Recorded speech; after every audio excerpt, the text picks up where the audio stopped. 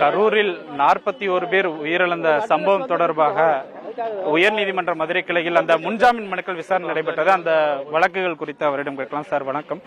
குறிப்பா இந்த வழக்குல நீங்க மிக முக்கிய வாதங்களா என்னென்ன வாதங்கள் வச்சீங்க சார் தாவேகா சார்பில்?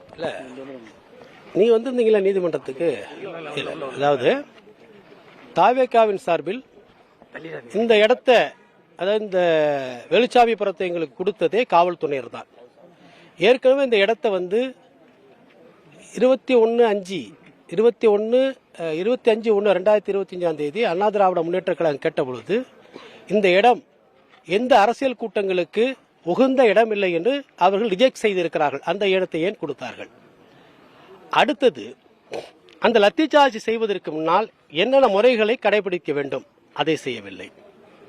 அடுத்தது, எந்த விதமான பேரிகேடு, அந்த ஒரு பிரச்சனை மக்கள் கூட்டம் வருகிற பொழுது அந்த பேரிகேடு வைத்து மக்களை எப்படி ஒழுங்குபடுத்த வேண்டும், அதை செய்யவில்லை. அடுத்தது, போதுமான அளவில், ஏன்னா காலையிலேருந்து அவங்களுக்கு நியூஸ் வருகிற பொழுது ஐஎஸ் இன்டெலிஜென்ஸ் ரிப்போர்ட் வரும், இவ்வளவு பேர் வரும்போது உடனடியாக அங்கே ஸ்ட்ரென்த்தை அவங்க இன்க்ரீஸ் பண்ணணும். இதெல்லாம் பண்ணல. இதெல்லாம் it is total failure on the part of state government அப்படிங்கறத அங்க எடுத்து வச்சோம்.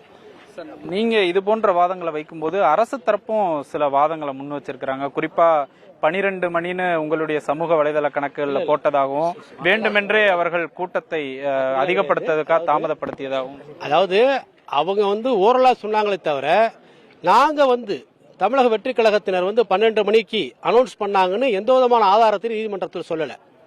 ஏன்னா ஏற்கனவே போலீசார் அனுமதி என்ன கொடுத்திருக்காங்கன்னு சொன்னா, மதியம் 3 மணிலிருந்து இரவு 10 மணி வரை நீங்கள் நிகழ்ச்சி நடத்திக் கொள்ளலாம் என்பதற்கு எழுத்துப்பூர்வமான ஆதாரம் கொடுத்திருக்காங்க. அதை நாங்கள் நீதிமன்றத்தில் சமர்ப்பித்திருக்கிறோம். சார், குறிப்பா அந்த உடற்கூறாய்வு அறிக்கையெல்லாம் வந்த மாதிரி சொல்லி சில வார்த்தைகள்லாம் சொன்னாங்க. தண்ணீர் கொடுக்கல, அடிப்படை வசதிகள் அவங்க செஞ்சு கொடுக்கல, இப்போ தலைமறைவாயிட்டாங்க, சம்பவம் நடந்த உடனே அவங்க தலைமறைவாயிட்டாங்கன்னு ஒரு நீதிமன்றத்திலே இப்படி வெளிப்படையாவே இப்படி சொல்லிட்டாங்க. இதை எப்படி பாக்குறீங்க சார்? டீஹைட்ரேஷன், இந்த உடற்கூறாய்வு ஆவணங்களை எல்லாம் அவங்க நீதிமன்றத்தில் அவங்க ஓரலா தான் சொன்னாங்க. எல்லாமே அவங்க ஓரலா சொன்னாங்க.